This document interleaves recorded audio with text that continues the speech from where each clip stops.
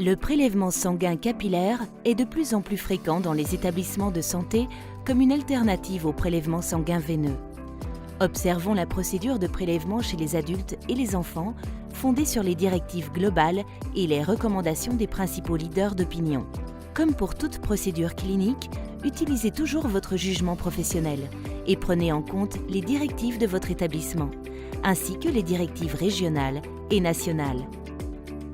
Dans un premier temps, commencez par consulter les directives de votre établissement relatives au type de test que vous allez effectuer.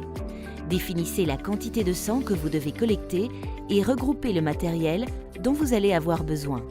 Ce matériel peut inclure des gants, des tampons d'alcool, des compresses stériles, des autopiqueurs sécurisés, des pansements, des bandelettes, une pipette ou d'autres tubes de prélèvement sanguin capillaire et un collecteur de déchets d'Asri prévu à cet effet.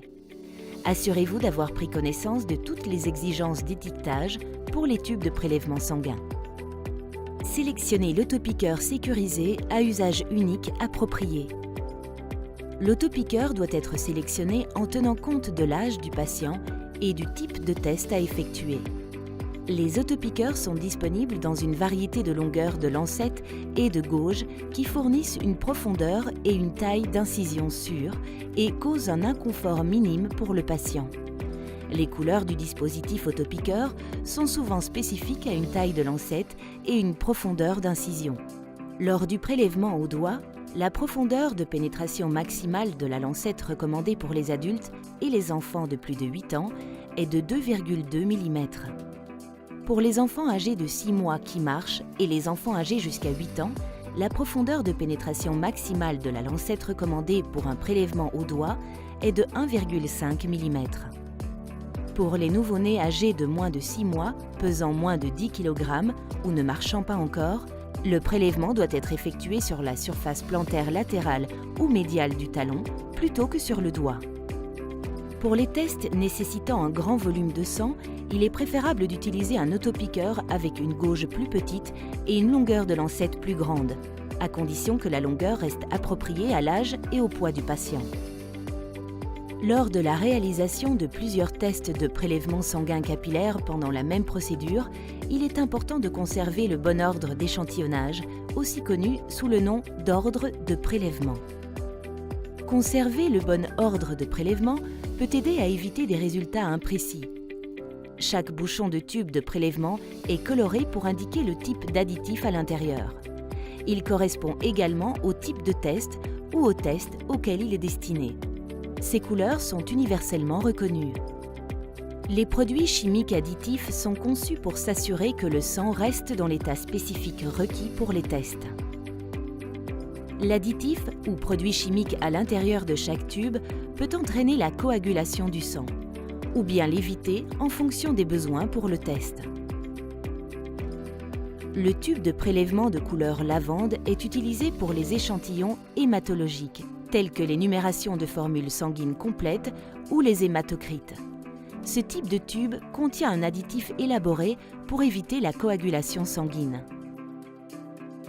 Les tubes de prélèvement de couleur verte, rouge et or sont principalement utilisés pour tester la chimie du sang, ce qui inclut le glucose sanguin, le sodium, le potassium et les tests d'autres électrolytes. Les tubes de couleur verte contiennent des additifs élaborés pour éviter la coagulation sanguine, alors que les tubes de couleur rouge et or permettront au sang de coaguler. Conserver le bon ordre de prélèvement, grâce aux bouchons de couleur, est de ce fait essentiel. En fonction des tests à effectuer, vous n'aurez peut-être pas besoin d'utiliser tous les tubes de prélèvement colorés. Vous pourrez, par exemple, seulement avoir besoin d'utiliser les tubes de couleur rose, lavande et vert clair. Ou vous pourrez avoir besoin de n'utiliser que 3 tubes rouges. La chose la plus importante à retenir est peu importe les couleurs de bouchons par lesquelles vous commencez, vous devez ensuite suivre le bon ordre de couleurs à partir de ce point. Voici quelques recommandations spécifiques pour vous aider à sélectionner un site de prélèvement au doigt adapté. Choisissez les côtés du bout du majeur ou de l'annulaire. Avant le prélèvement, assurez-vous que vous avez le matériel adéquat pour les tests que vous souhaitez effectuer. Pour la réalisation de plusieurs tests, pensez à l'ordre de prélèvement des échantillons.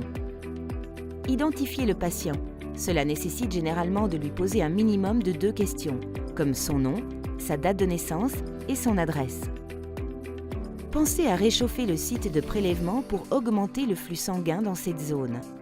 Cela peut être utile lorsqu'un large volume de sang est nécessaire ou lorsque la zone de ponction est froide ou que la circulation est faible. Demandez au patient de réchauffer ses mains en les frottant l'une contre l'autre ou en les lavant avec de l'eau tiède. Alternativement, vous pouvez aussi couvrir la zone de ponction avec une serviette humide chaude ou un autre dispositif chauffant à une température de 42 degrés Celsius ou moins. Soyez vigilant pour éviter de brûler le patient. Désinfectez le site de prélèvement en utilisant la méthode recommandée par vos consignes locales. Laissez la zone sécher à l'air libre. Si vous utilisez de l'alcool pour désinfecter, assurez-vous que l'alcool s'est complètement évaporé dans l'air avant d'effectuer la procédure. Car l'alcool peut entraîner des résultats imprécis en émollisant l'échantillon. Pressez l'autopiqueur contre le site de prélèvement. Il y a plusieurs types d'autopiqueurs disponibles.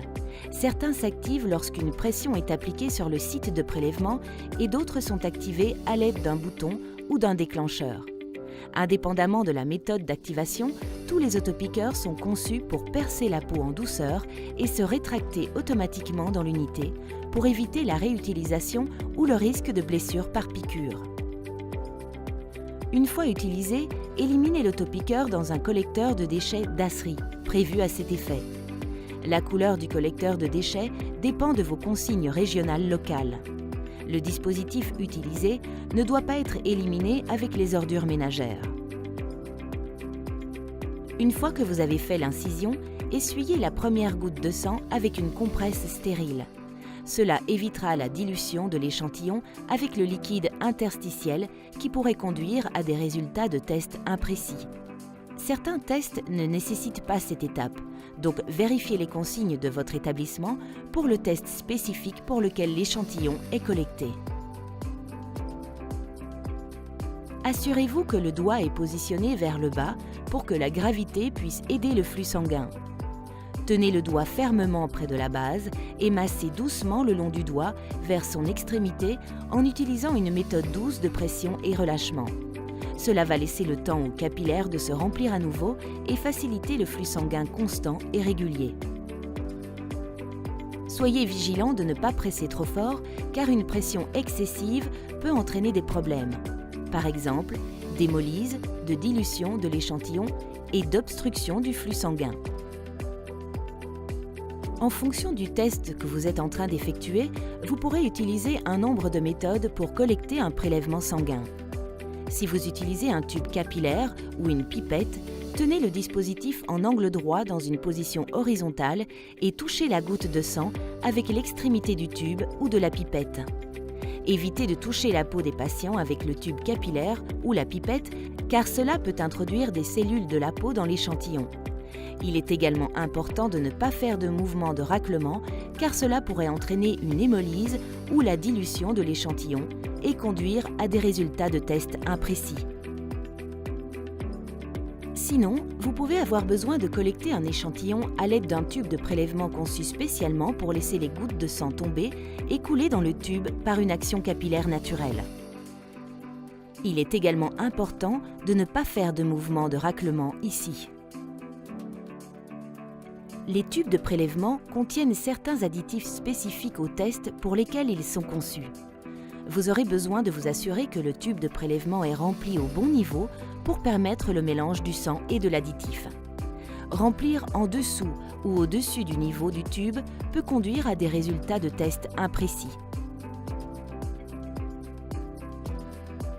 Il est important de bien mélanger doucement le sang et l'additif. Pour favoriser ce processus, il peut être utile de faire tourner doucement le tube après chaque goutte de sang collectée. Une fois que vous avez collecté le volume de sang nécessaire, vous devez retourner le tube avec précaution 5 à 10 fois pour vous assurer que le sang et l'additif sont bien mélangés. Ne secouez pas le tube, car cela peut provoquer une hémolyse. Un mauvais mélange immédiatement après le prélèvement ou un remplissage insuffisant ou excessif du tube peuvent conduire au rejet de l'échantillon ou à des erreurs de résultats de test. Consultez les consignes de votre établissement pour le test que vous êtes en train d'effectuer concernant le temps de conservation et la température du récipient de collecte de sang à respecter. La recommandation générale est d'analyser le récipient de collecte de sang capillaire rapidement. Prélevez en toute confiance avec la gamme d'autopiqueurs à usage unique Unistic et effectuez un prélèvement adéquat en une fois.